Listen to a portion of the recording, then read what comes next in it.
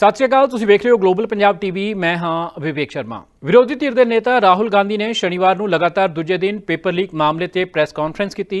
ਜ਼ਖਮੀ ਵਿਦਿਆਰਥੀਆਂ ਨਾਲ ਮੁਲਾਕਾਤ ਤੋਂ ਬਾਅਦ ਰਾਹੁਲ ਨੇ ਕਿਹਾ ਕਿ ਸਿੱਖਿਆ ਮੰਤਰੀ ਧਰਮੇਂਦਰ ਪ੍ਰਧਾਨ ਨੂੰ ਅਹੁਦਾ ਛੱਡ ਦੇਣਾ ਚਾਹੀਦਾ ਹੈ।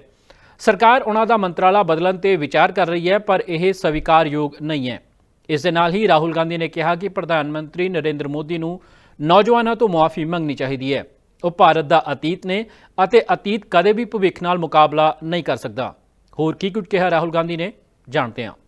जो हमारे स्टूडेंट्स हैं जिन्होंने हंगर स्ट्राइक किया, उनसे मेरी मीटिंग हुई, डिस्कशन हुआ मूवमेंट के बारे में,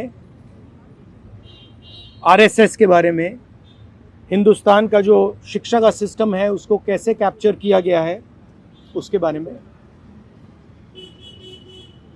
मेन चीज़ जो हम कहना चाहते हैं कि स्टूडेंट्स की 3 डिमांड्स हैं और these are not negotiable demands, and this is not me saying it, this is the students of India saying it, that there are 3 non negotiable demands. The first demand, पहली demand is that the education minister who is corrupt, incompetent, misaligned, has to be sacked. There is some talk going on. We get information these days from the government. There's some talk going on in Mr. Modi's cabinet that the solution is to move Mr. Dharmendra Pradhan from education to some other ministry. This is not acceptable to the students of India. It is not acceptable to anybody. The reason is Mr. Pradhan is a symbol of corruption and of what has happened to the future of India's children. He is a symbol of the destruction of the most valuable thing that this country has, which is our students and their future. And so there is going to be no conversation about Mr. Dharmendra Pradhan being moved here, moved there, put behind, forward, nothing. Mr. Dharmendra Pradhan has to be sacked, period. Second, show your leg. This young lady is injured. Yesterday, I showed you a young man who has been shot in the eye. And there are thousands and thousands of youngsters who have had lathis break their legs, lathis break their heads, pellets in their bodies. The people who have done this, the organizers and the implementers, need to be punished and made accountable. And the third thing is the leader of this entire machinery that is doing this, Mr. Narendra Modi, has to apologize for what he has done to the students and the future of this country. ये 3 non negotiable points हैं इनके। पहला कि धर्मेंद्र प्रधान को हटाया जाए, cabinet से निकाला जाए। बीजेपी के कैबिनेट में चर्चा हो रही है कि सॉल्यूशन है कि धर्मेंद्र प्रधान को दूसरी मिनिस्ट्री में डाल दो। ये किसी के लिए एक्सेप्टेबल नहीं है। धर्मेंद्र प्रधान चिन्ह है, सिंबल है, जो हमारे स्टूडेंट्स के साथ किया गया है, जो इनको मारा गया उसका चिन्ह है, उसको हटाना पड़ेगा। पहली डिमांड। दूसरी डिमांड, इनके यहां पे लिगामेंट टेयर हुआ है। कल मैं एक युवा को लाया था जिसको छर्रे लगे हैं, आंख में छर्रा लगा है, शायद वो देख ना पाए। और हजारों ऐसे स्टूडेंट्स हैं जिनको मारा गया है, धमकाया गया है, पीटा गया है, लाठी से पीटा गया है।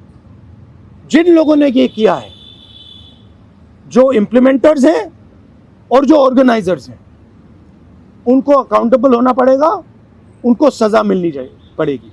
और तीसरी बात, जो इस पूरे सिस्टम को चलाते हैं, हिंदुस्तान के प्रधानमंत्री, जो रात रात वीडियो बना रहे हैं, कल वीडियो बनाई, कहते हैं कि भैया बहुत अच्छे सुझाव आए। सुझाव से कुछ लेना देना नहीं है। इनकी मांग सुझावों की नहीं है, इनकी मांग से धर्मेंद्र प्रधान की रिमूवल की है। तो ये जो मेन इंचार्ज व्यक्ति हैं, ये इंस्टीट्यूट्स से माफ़ी मांगे, अपोलोजाइज करें कि इनको पीटा गया है, मारा गया है, डिसरिस्पेक्ट किया गया है। आप सबका बहुत बहुत धन्यवाद। And final thing, I am proud of you. You are India's biggest strength, and I'm proud of every single one of you who is standing there resisting this government that is attacking the constitution, destroying the constitution, attacking our institutions and destroying our future. Thank you. आंदोलन पे क्या असर पड़ेगा? Metro बंद कर दिया गया। अब यहाँ पर मेट्रो स्टेशन बंद कर दिया, यहाँ तक कि सर और यूनिवर्सिटी आना 15-16 मेट्रो बंद। देखिए, थ्रेटन कर रही है बच्चों को कि आप पार्टिसिपेट ना करें protest. yes, this is all the system that is attacking them. I told them inside. I said, do not worry. Do not worry. No amount of strength. The entire Indian government, every single person in the Indian government cannot move you from there. So, जितना करना है वो करें। बंद करना है बंद करो, धमकाना है धमकाओ, कुछ करना है करो। हम नहीं हटने वाले हैं, ये नहीं हटने वाले हैं। ये हिंदुस्तान के फ्यूचर हैं, इनको देख लो अच्छी तरह। इससे कोई नहीं लड़ सकता। Narendra Modi is India's past. The past can never fight the future. I think the discussion that we had today with Rahul Gandhi sir is most fruitful. ऐसे discussions जो इस देश की शिक्षा व्यवस्था पे होते ही नहीं है, शिक्षा व्यवस्था पे चर्चा नहीं होती है, इस पूरे शिक्षा व्यवस्था को जिस तरीके से टेक ओवर करके यंग प्रॉमिसिंग माइंड्स को, उनकी एजुकेशन को, लर्निंग को, क्यूरियोसिटी को खत्म कर दिया जा रहा है, इस पे कोई डिस्कशन नहीं होता है। And it was a wonderful discussion on that. और एक और जो हमारा कंसर्न है, जो हमने सर के साथ शेयर किया, कि आज बिहार बंद का एक कॉल था, जिस कॉल से पहले कल बड़ी संख्या में स्टूडेंट एक्टिविस्ट्स को बिहार पुलिस ने गिरफ्तार किया और रात तक, देर रात तक हमें नहीं मालूम था कि वो कहाँ थे। साथी दीपांकर, साथी सबा, साथी संदीप सौरभ, साथी परवेज, साथी दिव्यम, साथी नौशाद, ये तमाम स्टूडेंट्स 40 और स्टूडेंट्स के साथ में बिहार पुलिस ने अपने कस्टडी में लिए हैं और वो गायब हैं सिर्फ इसलिए क्योंकि वो चाह रहे थे कि बिहार में शिक्षा व्यवस्था का जो हाल है वो दुरुस्त हो, वो बेहतर हो। लेकिन बिहार में भी भाजपा की जो डबल इंजन की सरकार है, उसने वही रवैया अपनाया है जो दिल्ली में हम देखते हैं, बाकी राज्यों में देखते हैं। और जो तीनों डिमांड सर ने यहाँ पे रखी हैं, वो बिल्कुल सही मायने में इस देश के नौजवानों, छात्रों की डिमांड्स हैं।